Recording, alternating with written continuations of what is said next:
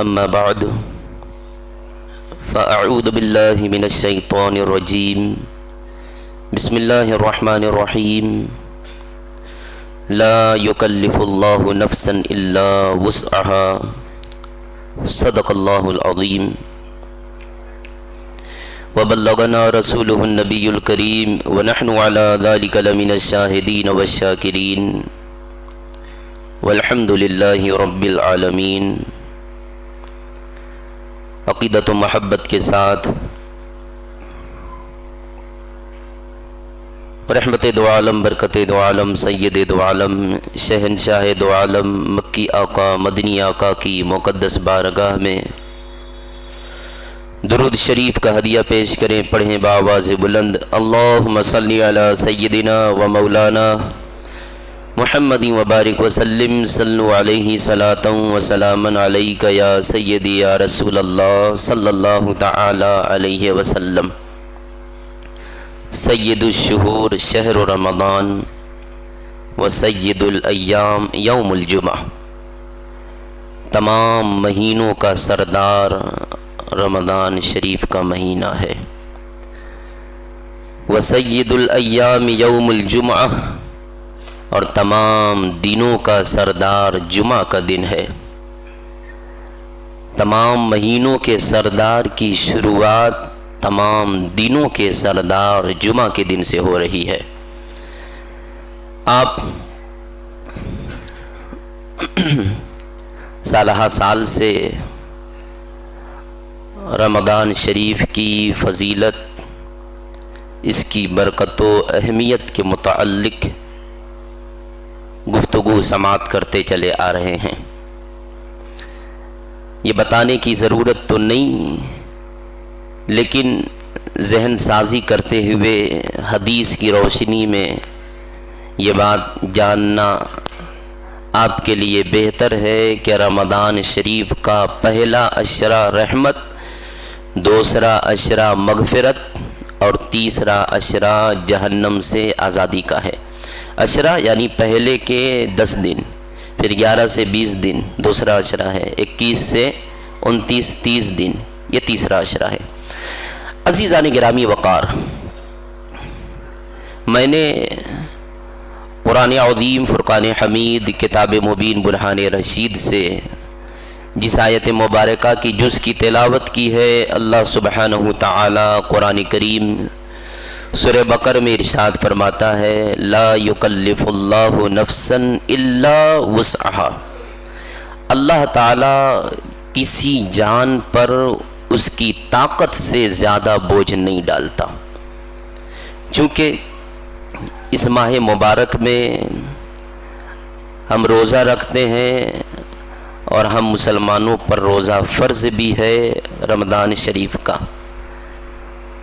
درحال ہے کہ کچھ لوگ اپنی کمزوری کا بہانہ بناتے ہوئے روزہ رکھنے سے گریز کرتے ہیں، اپنی ضعیفی، اپنی ہلکی پھلکی بیماری کا بہانہ بناتے ہوئے، اپنی محنت و مشقت کا بہانہ بناتے ہوئے وہ روزہ رکھنے سے دوری اختیار کرتے ہیں۔ ہاں، شریعت نے اس بات کی اجازت دی ہے کہ واقعی مجبوری ہے، ایسی بیماری ہے کہ روزہ نہیں رکھ سکتا، تو اس کے لیے رمضان کے روزے نہ رکھیں، اور جس مہینے میں سال کے روزہ رکھنے کی وہ وسعت رکھتا ہے رکھے۔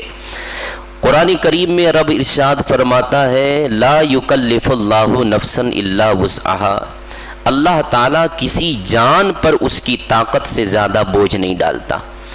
ہم آپ یہ تجربہ کرتے چلے آ رہے ہیں کہ رمضان شریف کا جب پہلا روزہ ہم رکھتے ہیں تو اس وقت تھوڑا احساس ہوتا ہے، لیکن 3 4 5 دن گزرنے کے بعد رمضان شریف میں آپ مارکیٹ بھی کرتے ہیں، رمضان شریف میں آپ چوک بھی جاتے ہیں، رمضان شریف میں آپ دن کی بات کر رہا ہوں دال منڈی بھی جاتے ہیں، لوتا بھی جاتے ہیں، یعنی آپ سفر بھی کرتے ہیں، آتے جاتے محنت کرتے، لوم چلاتے، لیکن پھر احساس نہیں ہوتا، کیونکہ ایسی عادتیں بن جاتی ہیں۔ اور یہی وجہ ہے کہ شریعت میں سال میں اور دنوں میں بھی روزہ رکھنا مستحب اور کہیں پر روزہ رکھنا سنت ہے، تاکہ سال بھر انسان روزہ رکھتا رہے تو اس کی عادت بنی رہے۔ اب اگر کوئی ایسی صورت میں وہ بہانہ بازی کرتا ہے تو یہ اس کے لیے عذر نہیں ہے، اور واقعی عذر شرعی ہے تو شرعی عذر کی بنا پر وہ روزہ نہ رکھے تو اس کے لیے اس سال رمضان شریف کے روزے قضا کر کے جن اور دنوں میں رکھنا چاہے تو وہ رکھ سکتا ہے۔ عزیزان گرامی وقار، تو میں آج کی گفتگو میں سب سے پہلے رمضان المبارک کے روزے کی فضیلت کے متعلق قرآن عظیم کی ایک آیت اور ایک حدیث، اور روزہ نہ رکھنے کی وعید پر، سزا پر ایک حدیث، اس کے بعد جو وقت بچے گا مسائل ضروریہ روزے کے متعلق آپ کے سامنے پیش کروں گا، کیونکہ کچھ ایسے ضروری مسائل روزے کے متعلق ہیں کہ ہماری عوام الناس کے نا علمی کی وجہ سے ان کا روزہ برباد ہو جاتا ہے، انہیں خبر بھی نہیں ہوتی ہے۔ تو سب سے پہلے قرآن میں اللہ ارشاد فرماتا ہے، یا ایھا الذین آمنوا کتب علیکم الصیام کما کتب علی الذین من قبلکم لعلکم تتقون۔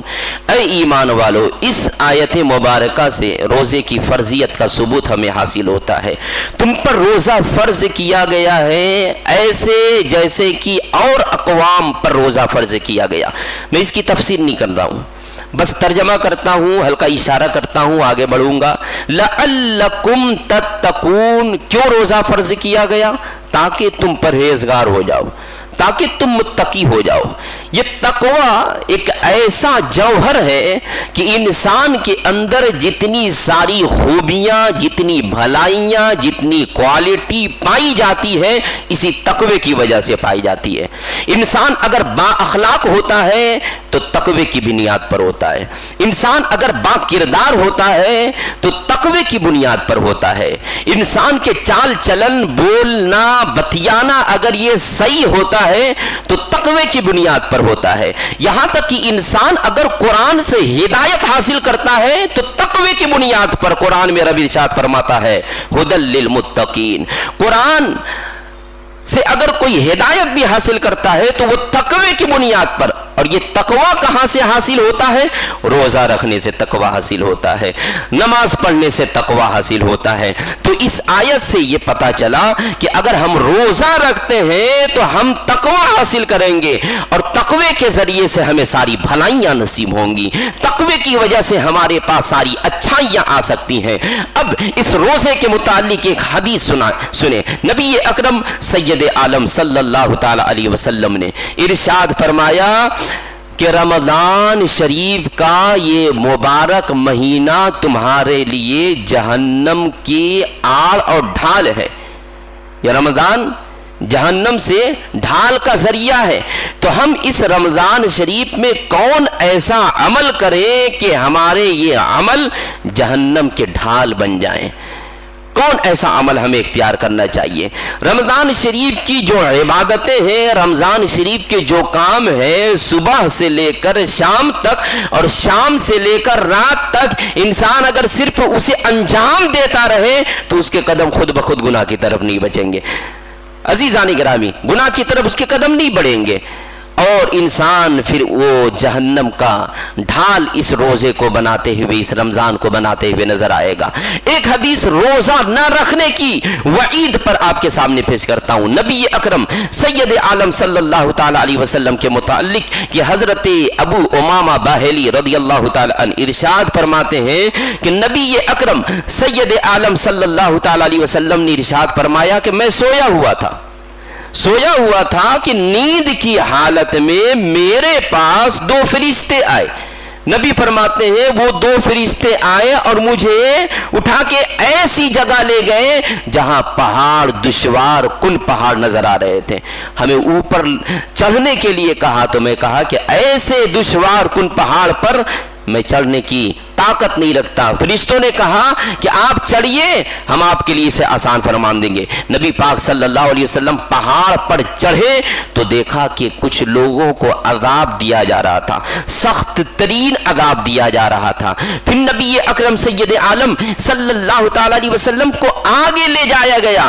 نبی ارشاد فرماتے ہیں کہ میں نے ایسے لوگوں کو دیکھا کہ جن کو نیچے کی بل لٹکایا گیا تھا, یعنی کہ پیر اوپر تھے اور سر نیچے تھے, ان کی باہیں کٹی ہوئی تھی, اس میں سے خون ٹپک رہے تھے. نبی اعظم صلی اللہ تعالی علیہ وسلم نے ارشاد فرمایا, اے فرشتوں بتاؤ یہ کون لوگ ہیں جن کو اس طرح کی سزائیں دی جا رہی ہیں؟ تو فرشتوں نے کہا یا رسول اللہ یہ وہ لوگ ہیں جو افطار کرنے میں جلدی کیا کرتے تھے, یعنی وقت سے پہلے افطار کر لیا کرتے تھے, یا پھر روزہ رکھتے تھے بیچ میں توڑ دیا کرتے تھے, اس کو بھی افطار کہہ سکتے. وقت سے پہلے افطار کر لیتے تھے, ان کی یہ سزا ہے. تو سنو, جو ان کی سزا یہ ہے کہ وقت سے پہلے افطار کرنے والے کی جب اتنی سخت سزا ہے, تو جو سرے سے روزہ ہی نہ رکھتا ہو ان کے لیے کتنی سخت سزا ہوگی. پھر اللہ کے نبی صلی اللہ تعالی علیہ وسلم کی حدیث کہ نبی یہ پاک صلی اللہ تعالی علیہ وسلم نے ارشاد فرمایا کہ رمضان شریف کا اگر ایک روزہ کوئی ترک کرتا ہے, پھر وہ ساری عمر بھر وہ روزہ رکھتا ہے, تو اس ایک روزے کی برکت کو وہ حاصل نہیں کر سکتا ہے. یہ اتنا اہم ہے رمضان شریف کا روزہ, اور یہ رمضان المبارک کا روزہ ہم لوگوں پر, ہم مسلمانوں پر فرض ہے, اس لیے ہمیں روزہ رکھنے کی کوشش کرنی چاہیے. عزیزان گرامی وقار, یہ چند باتیں تھی روزے کے متعلق. جب آپ اتنی باتیں جان چکے تو آپ کو اب یہ جاننا ہے کہ آخر روزہ کہتے کس کو ہیں, روزہ نام کس چیز کا ہے. میں نے جو وسعت کے متعلق شروع میں بات کی کہ اللہ رب العزت کسی جان پر اس کی طاقت سے زیادہ وسعت نہیں دیتا. آپ ابھی حج کرنے نہیں جا رہے نا, تو آپ پر حج کے مسائل کا سیکھنا واجب نہیں ہے. آپ اگر عمرہ کرنے نہیں جا رہے ہیں تو عمرہ کے مسائل کا سیکھنا آپ پر ضروری. آپ کھیتی باڑی نہیں کرتے ہیں تو آپ کے اوپر کھیتی باڑی کے مسائل کا جاننا ضروری نہیں ہے, لیکن عبادات میں اور معاملات میں جن چیزوں کو آپ انجام دیتے ہیں, جو چیزیں آپ کرتے ہیں, ان کے مسائل کا سیکھنا آپ پر واجب ہے. اگر آپ تجارت کرتے ہیں تو تجارت کا مسئلہ سیکھنا آپ پر ضروری ہے. آپ نماز پڑھتے ہیں, نماز کے مسائل کا جاننا ضروری ہے, ورنہ نماز پڑھیں گے کیسے. اگر آپ روزہ رکھے ہیں تو روزہ کے مسائل کا سیکھنا ضروری ہے, ورنہ آپ روزہ رکھیں گے کیسے. روزے کے مسائل کا علم نہیں ہوگا تو آپ کو پتا چلے گا کیسے کہ روزہ کس چیز کا نام ہے, روزے میں ہمیں کیا کرنا چاہیے, روزے میں ہمیں کن چیزوں سے بچنا چاہیے. ایسے ہی جتنے بھی عبادات ہیں اور جتنے بھی معاملات ہیں, جب اسے انجام دینے کی نوبت آتی ہے تو اس کے مسائل کا سیکھنا بھی ضروری ہو جاتا ہے. جیسے کہ ہم کیا کرتے ہیں, کوئی اگر ڈرائیونگ کرتا ہے تو پہلے ڈرائیونگ سیکھتا ہے. کوئی ڈائریکٹ لوم چلاتا نہیں ہے, پہلے اسے چلانا سیکھتا ہے. ڈائریکٹ کوئی کپڑا سلتا نہیں ہے, پہلے وہ سیکھتا ہے. ڈائریکٹ کوئی تجارت کرتا نہیں ہے, پہلے تجربہ حاصل کرتا ہے. ڈائریکٹ کوئی کام انجام دیتا نہیں ہے, پہلے اس کی نالج لیتا ہے. ڈائریکٹ کوئی دیواریں قائم کر کے مستری نہیں بن جاتا ہے, پہلے اس کے ایجوکیشن, اس کی علم, اس کی جانکاری کو حاصل کرتا ہے. ڈائریکٹ کوئی پی او پی نہیں بناتا ہے, پہلے اس کی جانکاری حاصل کرتا ہے. ڈائریکٹ کوئی الیکٹرک کا کام نہیں کرتا ہے, پہلے اسے سیکھتا ہے. یہ دنیاوی معاملات ہیں, ہم پہلے کرتے نہیں ہیں, پہلے سیکھتے ہیں. لیکن جہاں عبادات کی بات آتی ہے, ہم روزہ رکھتے ہیں, سیکھتے نہیں ہیں. ہم نماز پڑھنا شروع کر دیتے ہیں, سیکھتے نہیں ہیں. ضروری ہے کہ اگر آپ روزہ رکھتے ہیں تو مسائل روزہ سیکھیں. ضروری ہے کہ اگر آپ نماز پڑھتے ہیں تو فرائض نماز سیکھیں. ضروری ہے کہ اگر آپ نماز پڑھتے ہیں تو واجبات نماز سیکھیں, فرائض نماز سیکھیں, شرائط نماز سیکھیں. روزہ رکھتے ہیں تو مسائل روزہ کا سیکھنا ضروری ہے. اب جو وقت بچتا ہے, میں مسائل روزہ کے متعلق آپ کو متنبہ کر دینا چاہتا ہوں کہ روزہ کس چیز کا نام ہے. اکثر باتیں میں آپ کے سامنے وہ پیش کروں گا کہ جن میں سے کچھ لوگوں کے سوالات ہیں, اور بہتر سوالات ہیں, کہ ان کے سوالات کرنے سے ہمیں یہ موضوع بھی چننا پڑا. اور اس طرح سوالات کرتے رہیں گے تو آپ لوگوں کے اندر جانکاریاں بھی بڑھتی رہیں گی، کیونکہ روزے کے متعلق کچھ اہم ایسے مسائل ہیں کہ انسان اس سے ناواقف ہونے کی وجہ سے اپنے روزے کو وہ برباد کرتا ہے۔ تو سنیں کہ روزہ کہتے کسے ہیں؟ عبادت کی نیت سے صبح صادق سے لے کر غروب آفتاب تک 3 چیزوں سے بچنے کا نام روزہ ہے۔ بھوک یعنی کھانا، کھانے پینے اور جماع، ان 3 چیزوں سے رکنے کا نام روزہ ہے عبادت کی نیت سے۔ کھانا پینا آپ سمجھتے ہیں، کھانے سے رکنا پینے سے رکنا یہ تو ظاہر سی بات ہے، سب سمجھتے ہیں۔ ایک آخری چیز جو ہے وہ ہے جماع۔ جماع کسے کہتے ہیں؟ اس کی وضاحت اس لیے بھی ضروری ہے کہ ناعلمی کی بنیاد پر ہماری قوم کے کچھ افراد اس میں ملوث ہوتے ہیں، ان کا روزہ ٹوٹ جاتا ہے، انہیں خبر بھی نہیں ہوتی ہے۔ عزیزان گرامی، جماع کہتے ہیں اپنی بیوی سے ہم بستری کرنا، اس سے صحبت کرنا، یہ جماع کہلاتا ہے روزے کی حالت میں۔ اگر کوئی جماع کرتا ہے تو اس کا روزہ ٹوٹ جاتا ہے۔ تو اب یہ مسائل چونکہ اتنے عام نہیں، اس لیے بہت ایسے نوجوان ہیں جو یہ کرتوت کر دیتے ہیں، انہیں خبر بھی نہیں ہوتی ہے۔ عزیزان گرامی وقار، یہی وجہ ہے کہ حدیث مبارکہ میں ہے، اللہ کے نبی صلی اللہ تعالی علیہ وسلم نے فرمایا کہ روزے کی حالت میں اپنی بیوی سے بوس و کنار نہ کرو، یعنی چومنا، کیونکہ اندیشہ ہے کہ نفس سے بھڑک اٹھے اور کوئی دوسرا کام انجام ہو جائے اور روزہ خراب ہو جائے۔ تو یہ جماع کی وضاحت تھی، اس چیز کو اپنے ذہن میں رکھیں۔ اور اس کے بعد یہی ہے مکمل روزہ، کھانے سے رکنا، پینے سے رکنا اور جماع سے روکنا۔ اب یہاں پہ ایک سوال قائم یہ ہوتا ہے کہ رمضان شریف میں بیوی سے کیا رات میں ہم بستری کر سکتے ہیں؟ بالکل کر سکتے ہیں، کوئی ممانعت نہیں ہے، کر سکتے ہیں، لیکن غسل صبح صادق سے پہلے کر لے تو بہتر ہے، اور اگر نہیں بھی کیا تو صبح صادق سے پہلے کلی اور ناک میں پانی قاعدے سے ڈال لیں، تاکہ جب صبح صادق کا وقت شروع ہو جائے، یعنی سحری کا وقت جیسے ہی ختم ہوتا ہے وہیں سے روزہ شروع ہو جاتا ہے۔ تو روزے کی حالت میں اگر مبالغہ کے ساتھ کوئی غرغرہ کرتا ہے یا کوئی ناک میں پانی ڈالتا ہے تو اندیشہ ہے کہ ناک اور منہ کے ذریعے پانی حلق میں اتر آئے اور روزہ ٹوٹ جائے۔ کیونکہ غسل میں 3 باتیں فرض ہیں، کلی کرنا، ناک میں پانی ڈالنا۔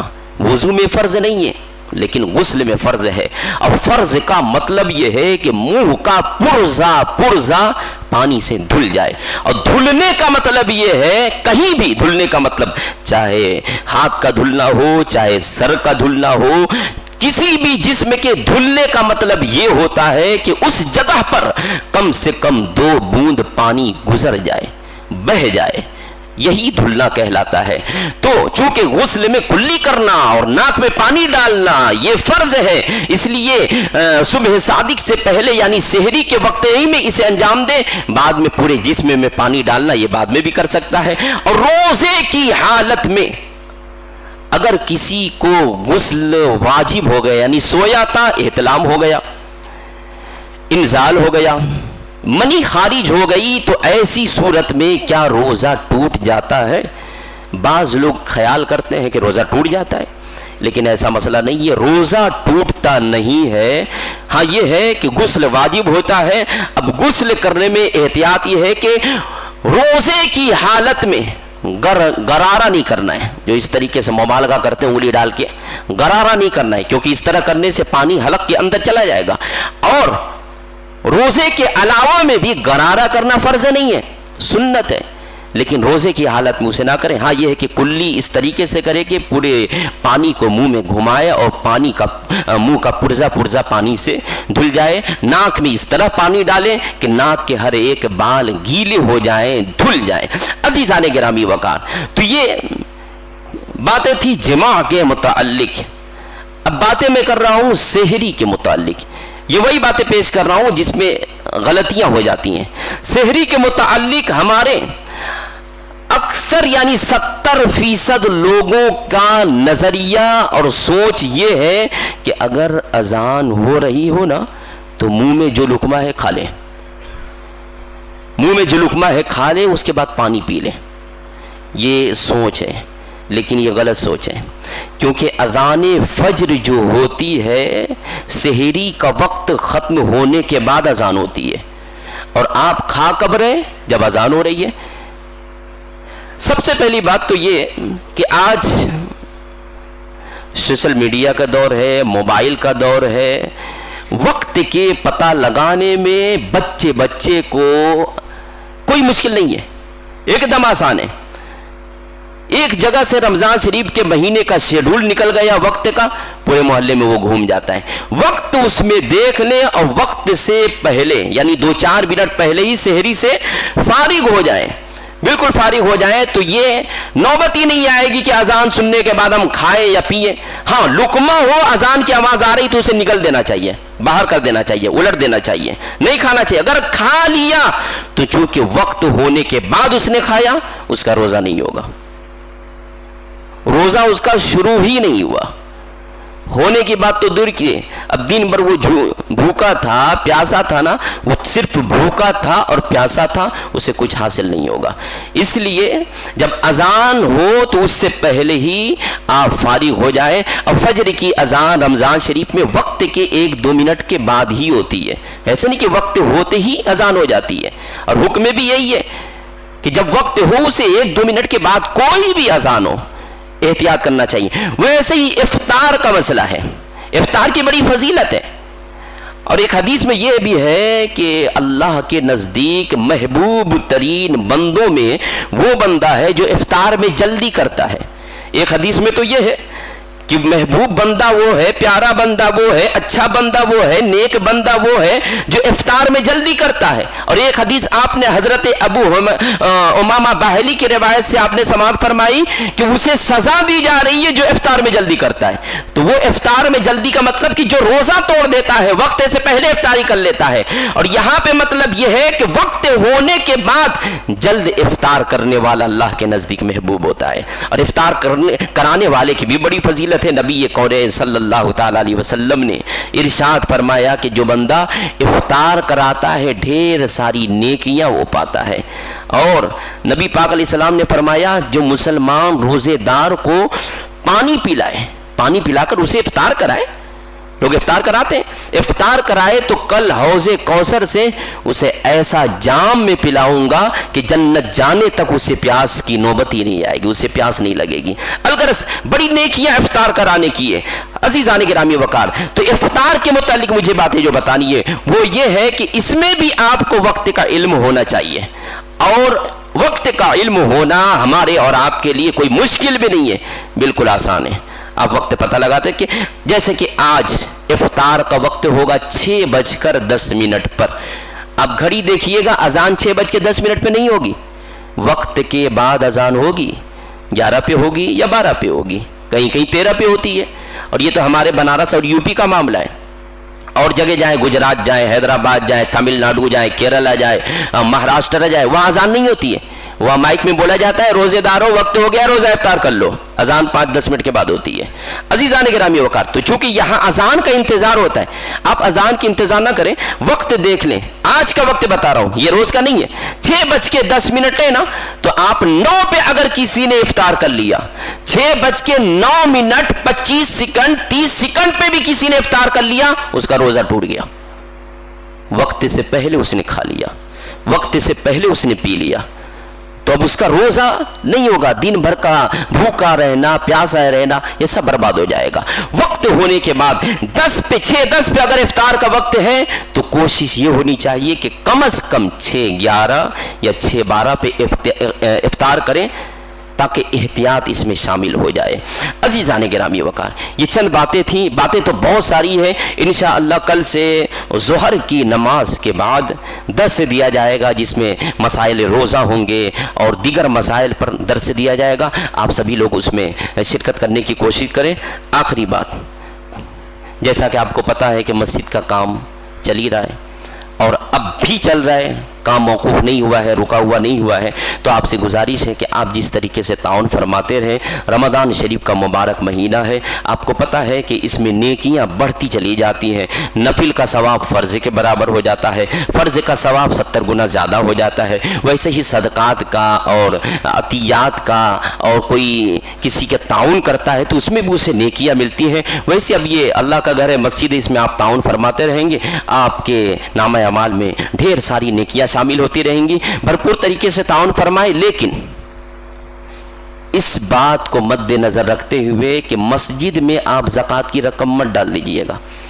मस्जिद में ज़कात की रकम नहीं डाल सकते हैं, क्योंकि ज़कात के जो मुस्तहक़ीन हैं वो कुछ और लोग हैं। हम मदरसे में देते हैं तो उसमें हिले शरई होती है, और मस्जिद में चूँकि कोई मालिक नहीं होता है, मस्जिद में दीवार कायम हो रही, दीवार मालिक नहीं है, और जिसे ज़कात दी जाती है उसे मालिक बनाया जाता है।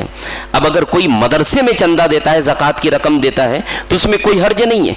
जो चंदा लेने वाला होता है वो वकील की हैसियत से होता है, वो आपके माल ज़कात को ले करके मुस्तहिकीन तक पहुंचा करके, उसे दे करके, उसे मालिक बना करके उसकी तरफ से फिर मस्जिद में लाता है, मदरसे में लाता है। तो चूंकि वहां पे हाजत शरई ज़रूरी हाजत है कि अगर मदरसे में माले ज़कात न लगाई जाए तो मदरसा चल ही नहीं पाएगा, एक मुश्किल अम्र हो जाएगा, कोई भरपूर वैसा ताउन नहीं फरमाएगा।